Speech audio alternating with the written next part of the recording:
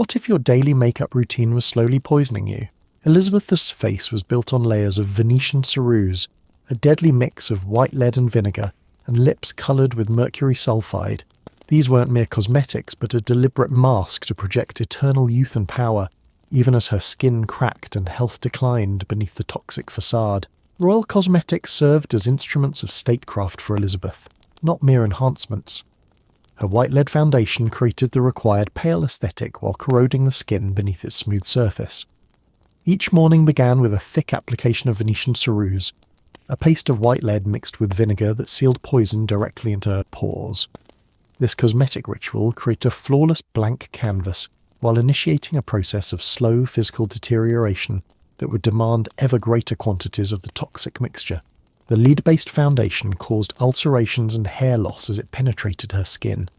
These visible damages required additional layers to maintain the illusion of perfection, creating a vicious cycle of poisoning and concealment. For colouring her lips, Elizabeth used cinnabar, a deep red pigment derived from mercury sulfide that slowly attacked her nervous system. Together, these toxic substances brought tremors, insomnia, and progressive neurological damage that remained hidden beneath the monarch's carefully constructed appearance. Court observers witnessed the mask-like quality of her complexion deepen over time. The ceruse would crack and reveal glimpses of the damaged skin beneath, physical evidence of power's corrosive cost. Elizabeth banned mirrors from her presence and strictly controlled her portraits, ensuring only the ageless image of Gloriana would be remembered. Her makeup regimen constituted a political declaration that the monarch existed beyond mortal decay, an assertion of divine right through cosmetic artifice. This chemical armour preserved her image while systematically destroying the woman who wore it. The toxic cosmetics provided the visual language of eternal rulership, even as they compromised her health with each application.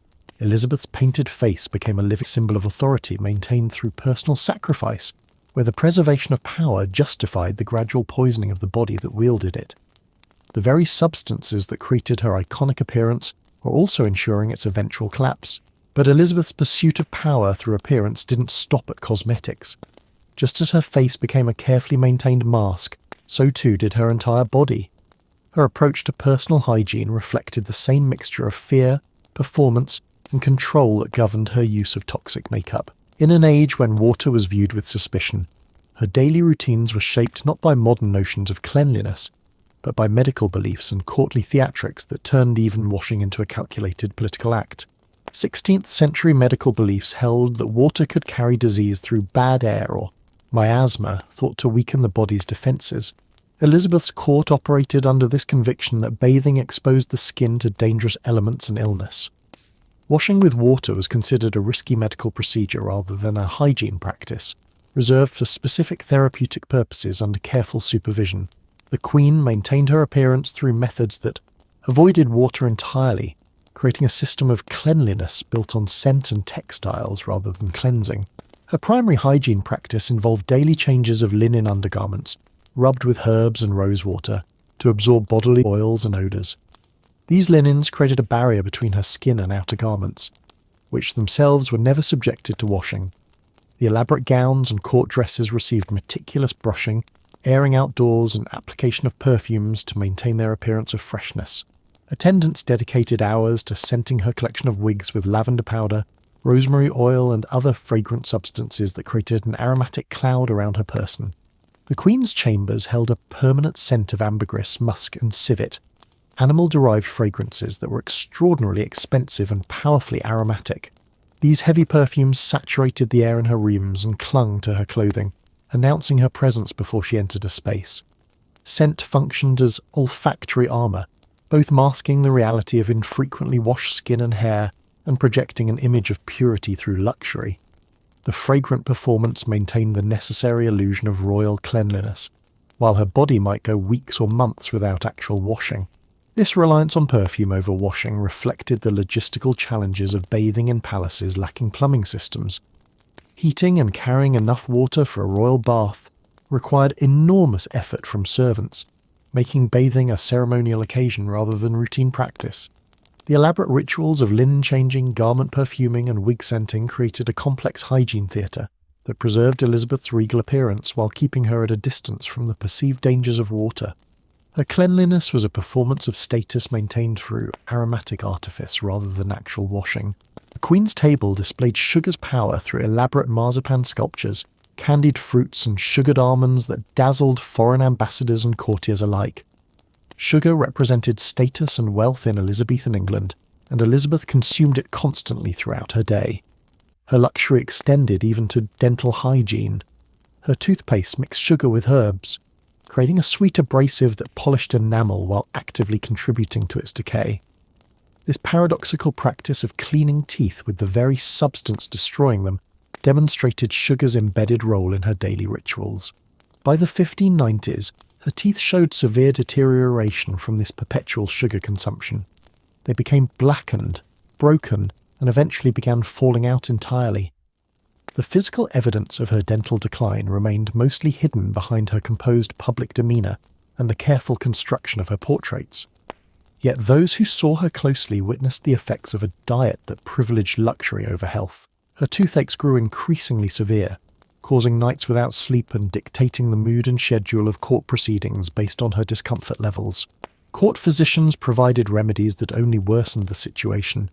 They prescribed tooth powders with harsh abrasives that further ground down enamel, and recommended wax inserts that failed to conceal the growing gap in her smile. Medical interventions proved powerless against the relentless effects of sugar consumption on 16th century dentistry. The Queen's dental problems became incorporated into court fashion in a peculiar adaptation. Noble women began deliberately blackening their teeth to mimic Elizabeth's appearance, transforming a sign of ill health into a peculiar symbol of wealth and power. This dental decline formed a hidden physical cost of royal status, visible only to those who saw Elizabeth without her composed public mask.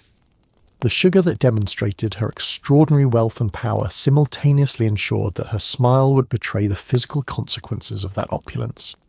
Her deteriorating teeth served as living evidence that even monarchs couldn't escape the biological realities of their consumption habits, no matter how carefully those realities were concealed from public view. Behind the lavish tapestries and perfume chambers lay a reality never captured in royal portraits. Elizabeth's palaces lacked basic sanitation systems. No plumbing, no running water, and no permanent toilets. The Queen's most private needs were addressed through discreet pieces of furniture designed to conceal their function. Her velvet-covered close stool contained a removable pewter or ceramic pot, a portable solution to an unavoidable human requirement in a world without modern conveniences. An attendant known as the groom of the stool managed this intimate aspect of the Queen's routine, a position demanding absolute discretion and trust. This role underscored how even the most private bodily functions became incorporated into court power dynamics, where proximity to the monarch during vulnerable moments signified access and influence. After each use, attendants immediately removed the waste container and employed vinegar-soaked cloths to neutralize odors before scattering fresh herbs like lavender or rosemary around the room. Under cover of darkness, workers called gong farmers entered the palace to collect the accumulated waste from throughout the royal residences. These nighttime operations maintained the illusion of cleanliness and order that prevailed during daylight hours when courtiers and ambassadors moved through the splendid halls. The entire process formed a carefully choreographed ritual of concealment designed to preserve the monarch's dignity and the court's appearance of refinement. Even in her most private moments, Elizabeth was never truly alone. Attendants remained present during these necessary functions, maintaining the constant surveillance that surrounded monarchy. This intrusion served both practical and symbolic purposes. It ensured her safety while reinforcing the idea that even the Queen's body existed as an instrument of state. The elaborate mechanisms for managing waste formed an essential but hidden infrastructure that supported the glittering facade of royal life, a necessary compromise between biological reality and regal presentation in an age without modern sanitation. The very presence of these trusted attendants during intimate moments demonstrated how completely the monarch's physical existence became subject to the demands of ceremony and control. Elizabeth's hygiene practices reveal a monarch balancing image and physical reality.